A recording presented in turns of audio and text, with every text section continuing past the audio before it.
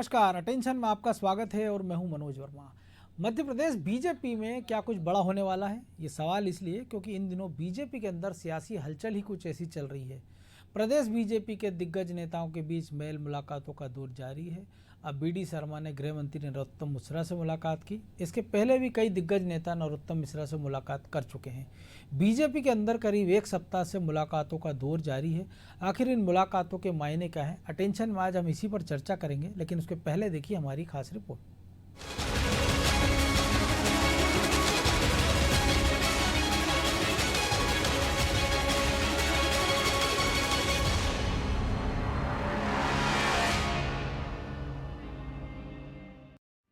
नौतपा तो बीत गया, लेकिन मध्य प्रदेश में बीजेपी के अंदर राजनीतिक पारा सरगर्मी चढ़ता जा रहा है। बीजेपी में लगातार दिग्गजों के बीच बंद कमरे में हो रही मुलाकातों से प्रदेश की सियासी हलचल तेज हो गई है। सवाल ये उठ रहा है कि क्या सरकार या संगठन में कोई बड़ा फेरबदल होने वाला है। शुक्रवार को प्रदेश बीजेपी अध्यक्ष बीडी शर्मा ने भी नरोत्तम मिश्रा से मुलाकात की है। वह उनके निवास पर पहुंचे और बंद कमरे में करीब 1 घंटे तक लंबी चर्चा की। इसके बाद वीडी शर्मा प्रदेश संगठन महामंत्री सुहास भगत और सह संगठन मंत्री हितानंद के साथ सीएम हाउस पहुंचे और तीनों के बीच लंबी मुलाकातों का दौर चला। बीजेपी में मेल मुलाकात का ये सिलसिला करीब 1 सप्ताह से चल रहा है। शनिवार को दिल्ली में संघ की बड़ी बैठक भी है। इन मेल मुलाकातों को उसी बैठक से जोड़कर भी देखा जा रहा है। वहीं नरोत्तम मिश्रा से मुलाकात खत्म होने के बाद बीजेपी प्रदेश अध्यक्ष वीडी शर्मा ने कहा कि बीजेपी एक परिवार है। सदस्यों के बीच में मुलाकात के दौर चलते रहते हैं। देखिए, मुलाकात सहज रूप से हम लोग मिलते ही रहते हैं और नरोत्तम जी हमारे प्रदेश के गृह मंत्री हैं, तो मेरी जिम्मेदारी भी है कि हम लोग आपस में बातचीत करते रहें। और मैं सभी अपने मंत्रिमंडल के जो जितने भी सदस्य हैं उनके यहाँ चाय पीने, उनसे बात करने के लिए ये भी एक क्रम हमने शुरू किया है कि उसके निमित्त भी बातचीत होती रहे, चर्चा होती रहे। तो इस निमित्त सहज रूप से मैं मिलने के लिए आया हूँ। लेकिन मुलाकातों का दौर लगातार अरे तो भाई अरे भाई हम लोग परिवार के अंग हैं। भारतीय जनता पार्टी एक परिवार है, तो परिवार में तो एक दूसरे से लोग मिलेंगे ही ना।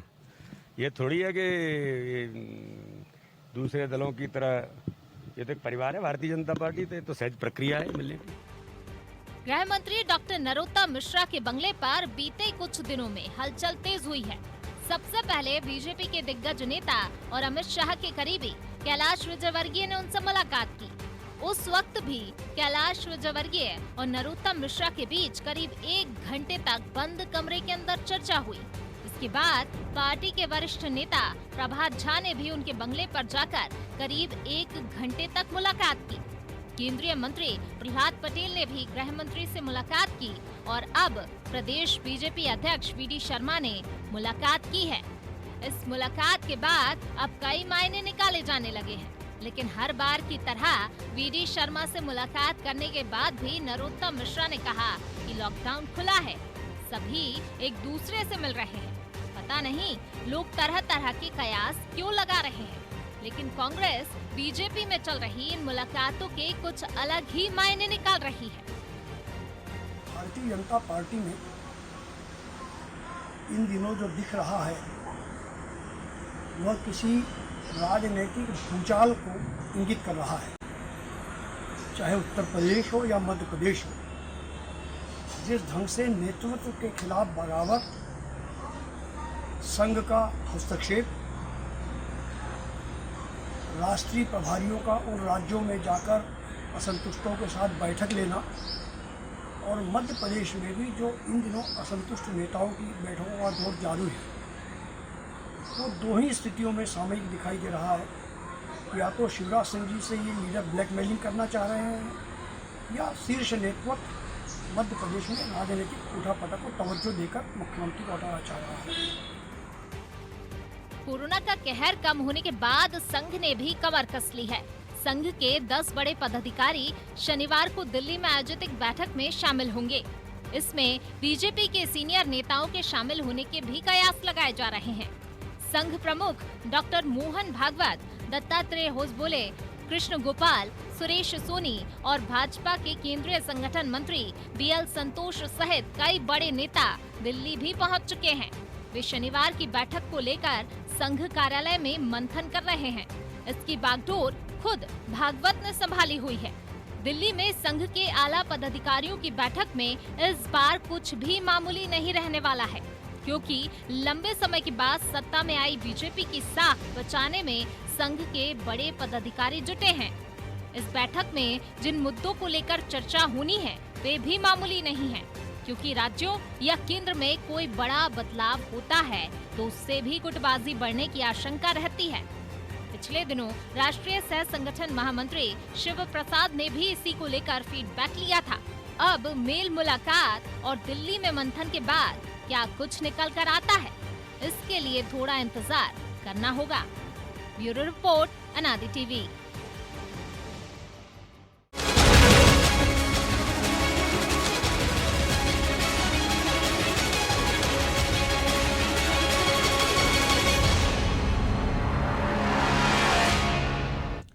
तो बंद कमरे की इन चर्चाओं पर हम हमारे स्टूडियो में चर्चा करेंगे हमारे एडिटर इन चीफ प्रकाश भटनागर और ब्यूरो हेड ब्रजेश चौकसे के साथ। प्रकाश जी, संगठन नया नया बनाया वीडी शर्मा ने, सरकार को लगता है कोई खतरा है नहीं अभी, फिर इन मुलाकातों का दौर क्या? देखिए, ये समझना मुश्किल है, क्योंकि जिन लोगों के बीच में मुलाकात हो रही है मनोज, वो सारे भारतीय जनता पार्टी के बहुत सीनियर लीडर हैं जो अपनी पार्टी की पद्धति को बहुत अच्छे से समझते हैं। बिल्कुल। जो आरएसएस को समझते हैं, जो भारतीय जनता पार्टी को समझते हैं, चाहे वो कैलाश विजयवर्गीय हो, चाहे वो प्रहलाद पटेल हो, चाहे वो नरोत्तम मिश्रा हो, वीडी शर्मा तो प्रदेश अध्यक्ष हैं बीजेपी के। तो मुझे लगता है कि जो वीडी शर्मा कह रहे हैं उसी को मान लेना चाहिए कि कोरोना काल, जो नरोत्तम मिश्रा कह रहे हैं उसे भी मान लेना चाहिए कि कोरोना का जो अनलॉक शुरू हुआ है, तो मेल मुलाकात जारी है। लेकिन जो राजनीतिक कारण हो सकते हैं वो ये है कि निश्चित तौर पे कोई ना कोई असंतोष को हवा देना चाहते हैं, या फिर ये हो सकता है क्या होगा, ये सब मिल के किस पे दबाव बनाना चाहेंगे। वही सबसे बड़ा सवाल यही है। मतलब अगर शिवराज सिंह चौहान पे दबाव बनाना चाह रहे हैं तो किस बात का दबाव बनाना चाह रहे हैं? शिवराज सिंह चौहान को हटाना चाह रहे हैं तो क्या ये लोग शिवराज सिंह चौहान को हटाने में सक्षम हैं, या इनके कहने से पार्टी के जो राष्ट्रीय लीडरशिप है वो इस दबाव में आके शिवराज सिंह चौहान को हटा देगी? तो ये कुछ ऐसे सवाल हैं जिनका जवाब जो है बड़ा मुश्किल है, और कुछ कुछ बहुत स्पष्ट है।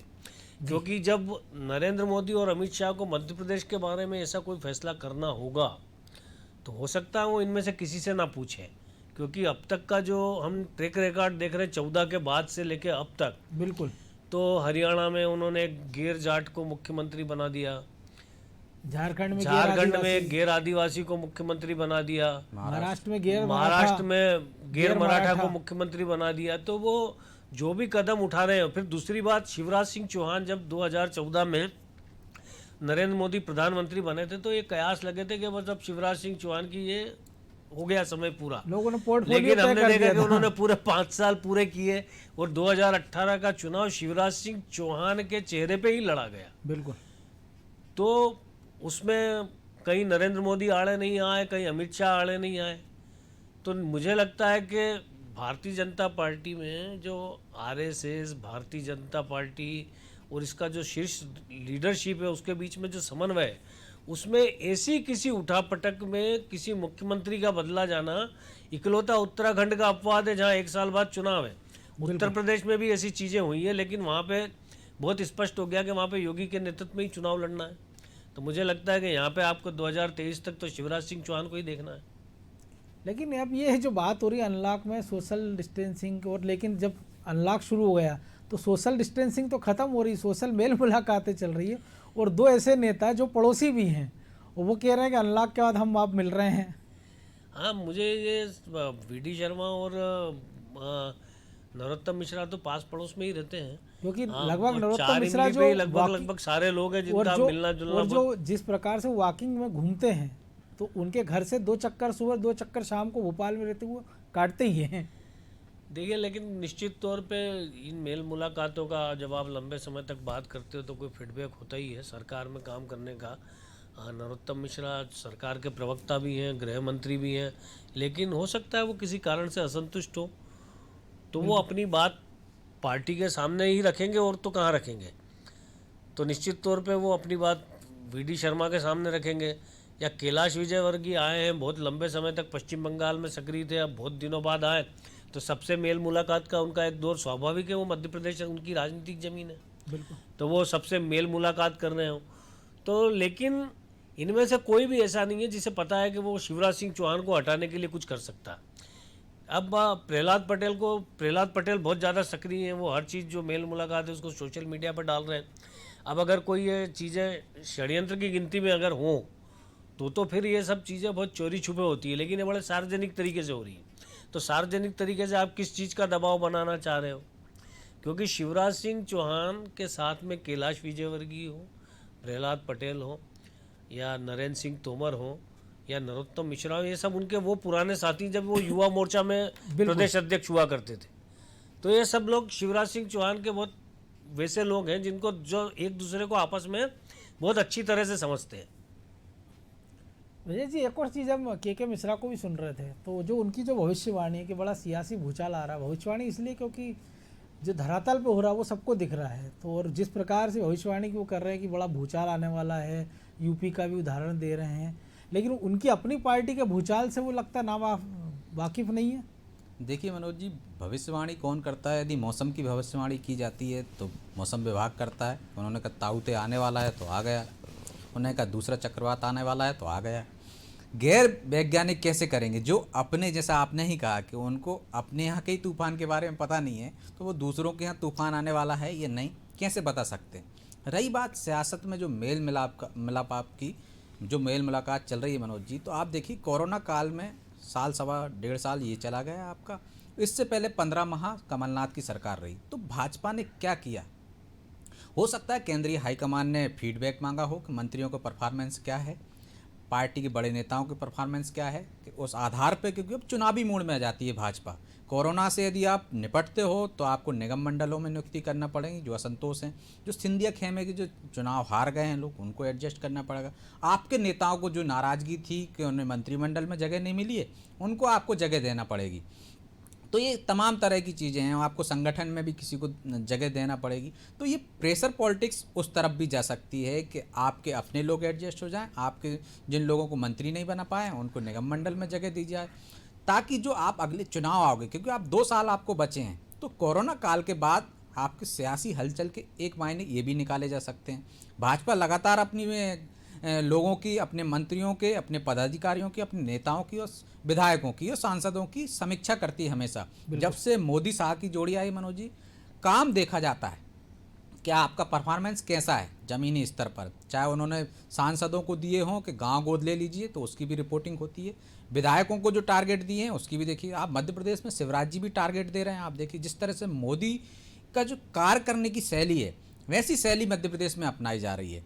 तो एक तरह से प्रेशर पॉलिटिक्स ये भी हो सकती है कि हमें और ज़्यादा छूट दी जाए, हमें मंत्री, जिस तरह से तबादलों की बात आ रही, अभी तक जब से भाजपा की सरकार ये बनी है चौथी बार शिवराज जी के नेतृत्व में, तबादले मंत्री नहीं कर पा रहे हैं, विधायकों का प्रेशर है कि उनके कहने पर तबादले हों। तो ये तमाम तरह की चीज़ें हैं जो प्रेशर बनाने का एक जरिया हो जाती हैं। इस कारण जब मेल मुलाकातें बनती हैं तो जब प्रेशर बनाओगे तो कुछ नहीं तो कुछ मिल ही जाएगा आपको। हमेशा यदि प्रेशर पॉलिटिक्स हो रही है तो उसका ये मतलब ही नहीं है कि वो सिर्फ शीर्ष नेतृत्व को बदलने के लिए हो रही है। जिस तरह से बार बार लोग कहते भी हैं कि सामान्य बातचीत में कि बिना रोए तो बच्चे को माँ भी दूध नहीं पिलाती। तो मनोज जी, जिस तरह से प्रकाश जी कह रहे हैं कि शिवराज जी के नेतृत्व में अगला चुनाव होगा, वो दावा भी कर रहे हैं और उनकी बात में दम भी है कि ऐसी कोई संभावना नहीं है।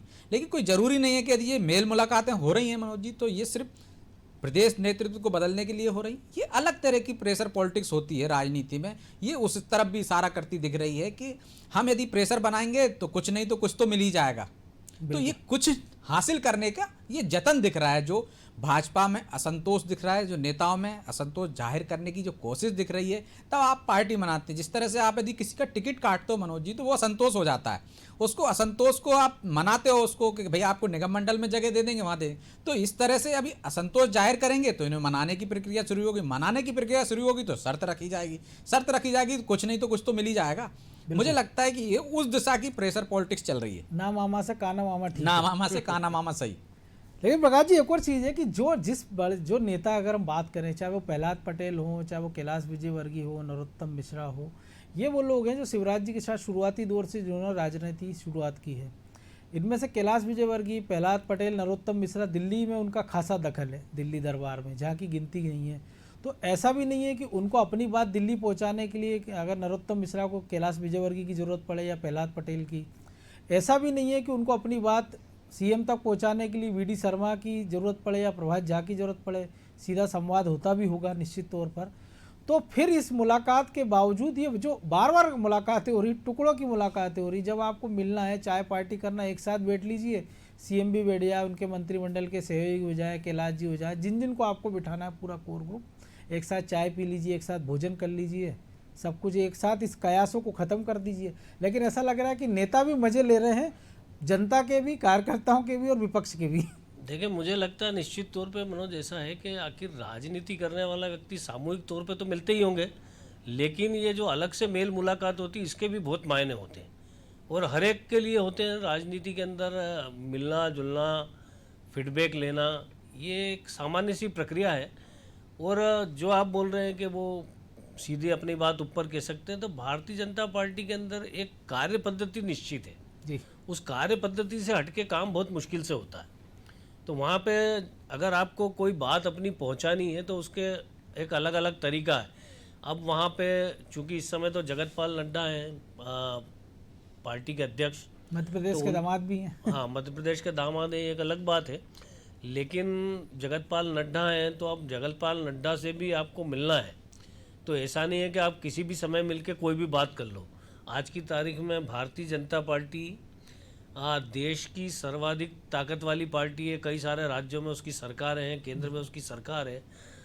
तो अब जो पार्टी का अध्यक्ष है वो केवल हर किसी की शिकायत सुनने के लिए तो होगा नहीं, मुझे लगता है। बिल्कुल। तो एक प्रोसेस है, उस प्रोसेस के तहत तो सबको गुजरना पड़ेगा।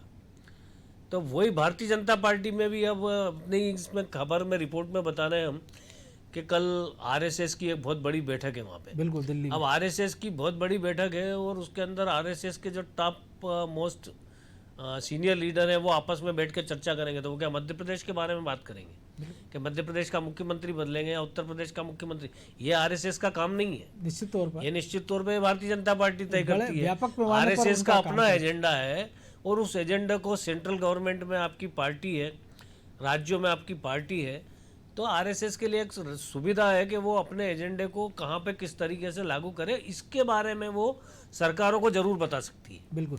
लेकिन मुख्यमंत्री तय करना नहीं करना, फिर वो उनका एक प्रांत प्रचारक पर्याप्त है, एक क्षेत्रीय प्रचारक पर्याप्त है जो शीर्ष में बता सकता है कि कहाँ पे क्या बदलाव की जरूरत है। फिर बीजेपी उस पर सहमत होती है या नहीं होती है, ये बीजेपी का मामला है।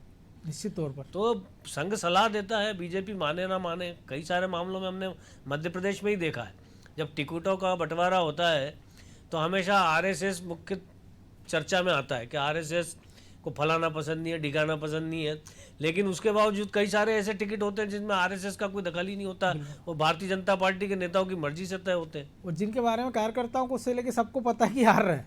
हाँ, ये हार रहा है तो भी टिकट मिलता है। राजनीति में तो ये सब चीज़ें बहुत अलग मायने रखती है। जी। लेकिन आपने कहा संघ का और राजनीति में सब चीज़ मायने रखती है, लेकिन कुछ ना अगर कुछ होता तो पूरे एपिसोड में अगर हम देखें कि जो सह संगठन मंत्री शिव प्रकाश वो भी भोपाल आके चले गए, तमाम सारे केंद्रीय मंत्री भी आकर चले गए, मेल मुलाकात भी चल रही है। जो प्रदेश प्रभारी है पी मुरलीधर राव, वो कहाँ मुरली बजा रहे हैं, किसकी मुरली बजा रहे हैं, ये कहीं सामने नहीं आया है। मुझे लगता है कि पी मुरलीधर राव की भूमिका और शिव प्रकाश की भूमिका दोनों अलग अलग है। शिव प्रकाश यहाँ पर आए तो वो 5-6 राज्यों के प्रभारी है और उनका हेडक्वार्टर भोपाल बनाया गया, पार्टी ने जो व्यवस्था दी है। अब पूरे कोरोना काल के अंदर शायद पहली बार वो यहाँ पे 5 या 6 दिन रहे। निश्चित तौर पर ऐसा पहली बार हुआ कि वो अपने हेडक्वार्टर में 5-6 दिन तक रुक के गए। अब चूंकि वो पार्टी के राष्ट्रीय पदाधिकारी हैं, सह संगठन महामंत्री हैं, तो निश्चित तौर पर जो अगर भोपाल में है तो भोपाल पार्टी के सारे प्रमुख लोग उनसे मेल मुलाकात करेंगे, वो साधारण सी बात है। लेकिन मध्य प्रदेश में कोई राजनीतिक घटनाक्रम यदि घट रहा होता तो पी मुरलीधर राव कहीं इधर उधर नहीं होते, वही फिर यहाँ पे इसीलिए अच्छी मौजूद सवाल होते। है कि कम से कम तो ये भी एक संकेत है कि जो कुछ चल रहा है बस मजे लेने के लिए चल रहा है और हम बैठ के बात कर रहे हैं। बिल्कुल और ये भी हो सकता है क्योंकि अगर संदेश पहुंचाना होता तो शायद बेहतर जरिया वही होते पी मुरलीधर निश्चित तौर प्रदेश पे, प्रभारी है, क्योंकि वो अपनी बात कहते थे और दिल्ली में उनको जो जिसको जो क्योंकि फीडबैक देना उनके वो पास देते मध्य हैं। प्रदेश का प्रभार है। बिल्कुल मध्य प्रदेश का प्रभार होने के कारण यहाँ की जानकारी सरकार से संबंधित हो, संगठन से संबंधित हो, वो मुरलीधर राव से संबंधित रखती है। तो ये निश्चित तौर पे शिव प्रकाश जी का विषय तो था नहीं। बिल्कुल तो ये सारी कवायद जो है कह सकते हैं कि मतलब केवल एक प्रेशर पॉलिटिक्स है, एक चर्चाओं का बाजार गर्म करना है, एक चर्चाओं में रहना है।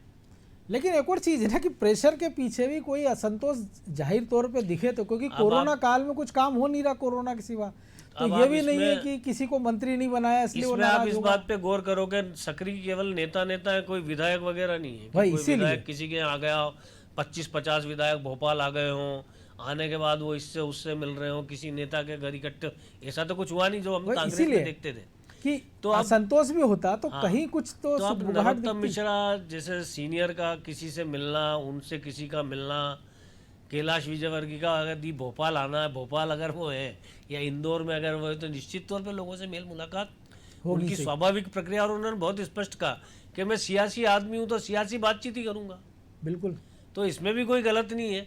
तो ये कुल मिला के एक कयासबाजी के अलावा सारी कवायद कुछ भी नहीं है। और ऐसे बहुत कम नेता, नहीं तो हम देखते हैं हमारी अच्छा, डिबेट आप में शिवराज भी। सिंह चौहान को देखो, आप इस पूरे घटनाक्रम में कहाँ सक्रिय हैं? बिल्कुल सब मिलजुल रहे हैं, तो शिवराज सिंह चौहान के पास आज मिलने के लिए गए वीडी शर्मा, सुहास भगत, वो उनसे मुलाकात कर ली उन्होंने। तो मुख्यमंत्री प्रदेश अध्यक्ष से, संगठन महामंत्री से तो मिलेगा ही मिलेगा ना। बिल्कुल इस पार्टी के अंदर जो रीति नीति है, तो वो पार्टी कार्यालय आएंगे, पार्टी के पदाधिकारी सीएम हाउस चले जाएंगे, तो सब हम होते देख रहे हैं। तो ये कोई ऐसी बात नहीं है जिससे ये बदलाव कि कोई बहुत बड़ा बदलाव होने वाला है। मंत्रिमंडल में बदलाव भी अभी हाल कोई गुंजाइश नहीं, जब क्योंकि भी अभी होगा बिल्कुल। तो सिंधिया भी सक्रिय नजर आएंगे आपको, क्योंकि ये सरकार जो है, भारतीय जनता पार्टी बहुत अच्छी तरह से मानती है कि इतना सारा योगदान सिंधिया का ही है। तो और उसका उनके क्रेडिट बगैर वो घोषित तौर पर खुले मंच घोषित से तौर पे, देते तो हैं। उनके बगैर उसके तो नहीं हो सकता। 2023 में सिंधिया की भूमिका क्या होगी, या अगले 1-2 साल में सिंधिया भारतीय जनता पार्टी को किस हद तक एब्जॉर्व करते हैं। दूसरी बात, एक सबसे लोकप्रिय चेहरा मध्य प्रदेश में यदि शिवराज सिंह चौहान है, तो दूसरा लोकप्रिय चेहरा ज्योतिरादित्य सिंधिया भी तो है। बिल्कुल। तो वो 2023 के अंदर क्या समीकरण बनेंगे, 2023 में समझ में आएगा। और दो बड़े उदाहरण सिंधिया के लिए एक है भी, एक शुभेंदु अधिकारी को पश्चिम बंगाल में, और हमने देखा हेमंत विश्व शर्मा को मुख्यमंत्री बना दिया असम में। तो ऐसा भी नहीं कि बीजेपी में अभी तक ये था कि जो खाटी भाजपाई है उसी को बनाएंगे, चाहे देखिए, दूसरी जब पार्टी कितनी ताकतवर जब नेता भारतीय जाए। जनता पार्टी अपना राष्ट्रीय स्तर पे विस्तार कर रही है, बिल्कुल तो वो सबको अपना रही है। और जो भी कांग्रेस से असंतुष्ट हो, लेकिन जमीनी आधार जिसका है, जमीनी पकड़ जिसकी है, ऐसे नेताओं को वो सिर माथे बिठा रहे हैं। इसमें कोई दो राय नहीं। ऐसा नहीं है कि कोई हवाई नेता आया और उन्होंने उसको सिर माथे, चुनाव में वो भी कर सकते हैं वो, लेकिन बाकी स्थायी तौर पे अब हेमंत विश्वा शर्मा 5 साल तक पहले उप मुख्यमंत्री रहे असम के, बिल्कुल और उसके बाद बड़ी शांति से इस बार वो मुख्यमंत्री बन गए, क्योंकि असम की जीत में उनका योगदान आज भी महत्वपूर्ण था। बिल्कुल। और असम के अलावा पूर्वोत्तर में भारतीय जनता पार्टी को पैर रखना, वहाँ सरकारें बनाना, उसमें हेमंत बिस्वा शर्मा का बहुत योगदान है। तो जो आदमी पूरे समर्पण के साथ पार्टी के लिए काम कर रहा है, तो पार्टी उसे क्यों नहीं देगी। अगर अब ज्योतिरादित्य सिंधिया आ गए हैं, वो अपनी शैली बदलते हैं, क्योंकि लंबे समय तक कांग्रेस कल्चर में रहे हैं वो, तो यदि वो अपने आप को भारतीय जनता पार्टी में ढाल लें तो भारतीय जनता पार्टी को क्या आपत्ति। सिंधिया राज घराने को तो जनसंघ से लेके आज तक भारतीय जनता पार्टी स्वीकार करती है, आरएसएस स्वीकार करता है। तो मुझे नहीं लगता कि कोई यहाँ पे ऐसी दिक्कत सिंधिया के साथ आएगी। जो कुछ दिक्कत होगी वो सिंधिया की अपने अंदर होगी, जिससे वो दूर कर रहे होंगे, बिल्कुल क्योंकि नेता तो वो बहुत अच्छे हैं। बिल्कुल ब्रजेश जी, सिंधिया के संग दिक्कत हो सकती है, लेकिन कई सवाल उनके जो समर्थक हैं या उनके समर्थक मंत्री, उनकी भूमिका को लेकर भी बीजेपी में सवाल खड़े हो रहे हैं। तो जाहिर सी बात है कि मुलाकातों में उस पर भी चर्चा हुई होगी, और जो 4 उपचुनाव होना है, दमोह की जो हार है, उस पर भी संगठन का ध्यान होगा। हो सकता है ये कसरत उसको जोड़कर भी देखी जा सके। देखिए मनोज जी, जिस तरह से भटनागर जी ने भी कहा है कि उनकी महत्वपूर्ण भूमिका है सरकार में, तो यदि असंतोष कहीं से पनपता भी दिखता है, यदि वो असंतुष्ट होते तो वहाँ से आना चाहिए था सिंधिया खेमे से। और सिंधिया खेमे के जो मंत्री बने हैं उनका फीडबैक देखें या हम भाजपा के जो मंत्री हैं उनका फीडबैक देखें तो अभी कोई विशेष अंतर नहीं समझ में आता, क्योंकि कोरोना काल चल रहा है और जिले के प्रभारी मंत्री तक नहीं बने हैं। वो जिम्मेदारियां सबको दी गई हैं तो सब अपने अपने जिलों में काम कर रहे हैं। तो निश्चित तौर पर भाजपा की जो कार्यशैली है वो फीडबैक लेती है कि उसके मंत्री किस तरह से काम कर रहे हैं। लेकिन कोरोना काल में आप देखेंगे तो एक तरह से केंद्रीकृत रहा है, सब मुख्यमंत्री करते रहे, वो जिम्मेदारी बांटते रहे। उस हिसाब से जिन जिलों में जिनमें जिम्मेदारी दी है उन्होंने काम किया। यदि दमोह उपचुनाव की हम बात करें तो वहाँ सिंधिया खेमे के मंत्रियों को जिम्मेदारी दी थी, जिनको जिम्मेदारी दी थी उन्होंने जाके बाकायदा प्रचार किया और अपनी भूमिका निभाई।